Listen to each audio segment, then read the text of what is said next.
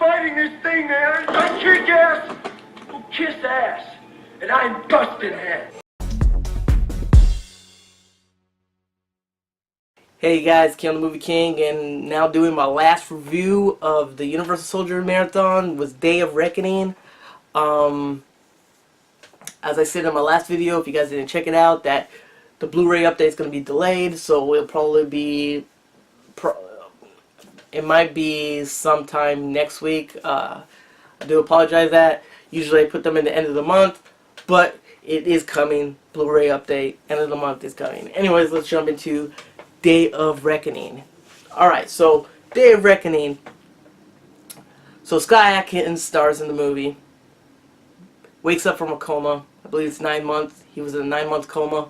He wakes up, and the only thing he remembers is his wife and child was murdered by Luke Debro, who's of course, you know, Jean-Claude Van Damme from the first, second, third Universal Soldier, was murdered by him.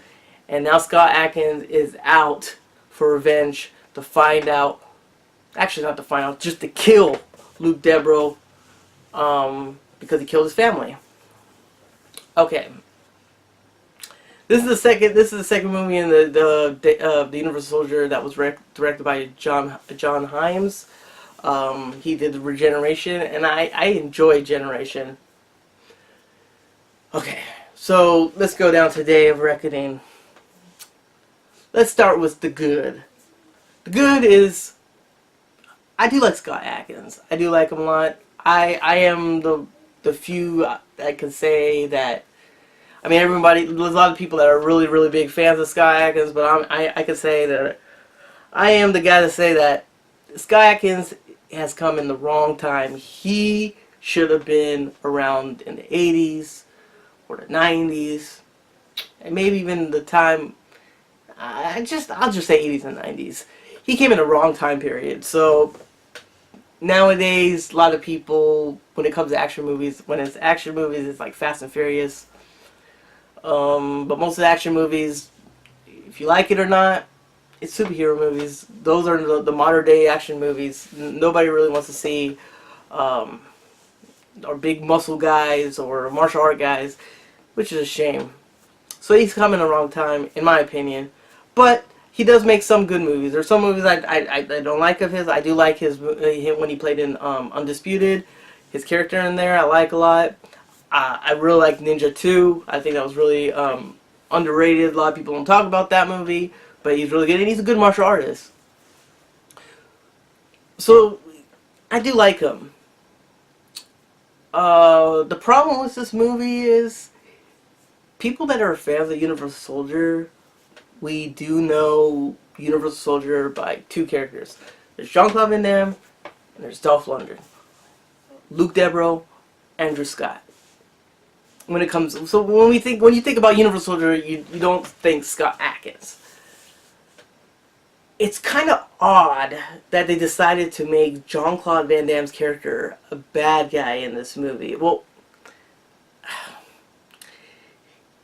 I won't say, I don't know. He is the villain in the movie, basically. Who Andrew Scott's trying to go against is Jean-Claude Van Damme. I felt what Peter Hyams did in the third Universal Soldier was actually really I like it a lot. I think it was a direct sequel to the first movie compared to The Return, in my opinion. I felt Universal Soldier Return, Regeneration was actually a direct sequel to Universal Soldier, the original one. And this movie is so odd. It's like part of The Return, kind of out there. I know it seems like he wanted to do like a art house kind of movie in a way, but there's some stupid things he did in it that I can't even watch. I gotta fast forward it. I can't. He did these like strobe effect throughout the movie where just random strobes will happen. You're gonna feel like you're gonna have a seizure. I really want to know, anyone that has watched this movie, if you have sat through that and that scene, the random scenes that just pop up with the strobe lighting, just pop, pop, pop, pop, pop. Can you just sit through and look at it? Because I can't. Like, I try and I just look away. I'm just like, oh, this is bothering me. It's messing with my head, so I always have to fast forward through that. I don't know why he did that. Really stupid. I'm sorry. I find it stupid. Okay. The Good.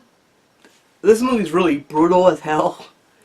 Really, really, really brutal. Yeah, Regeneration was brutal, but not compared to this. This is almost like a horror movie. And Peter Hyams, once again, I hope I'm not mixing up the director's names, but whatever. But he like kind of added some horror effects in here. There's like some random like jump scare things that are just cut out of place, and it's pretty gory. This movie is gory.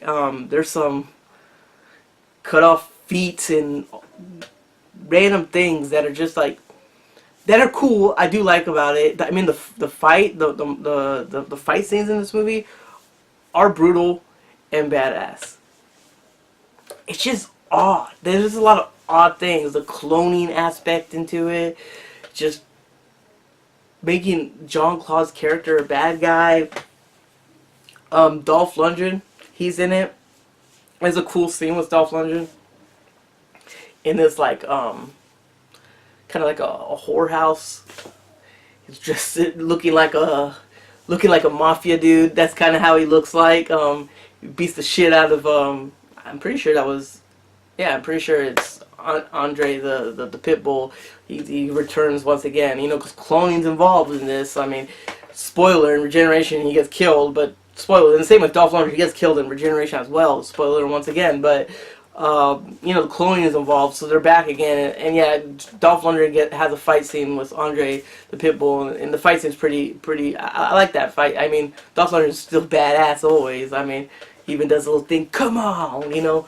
He brings back the little old school Andrew Scott, but it's just different. This movie's really, really different. And I gotta be honest, I'm not really a fan of it.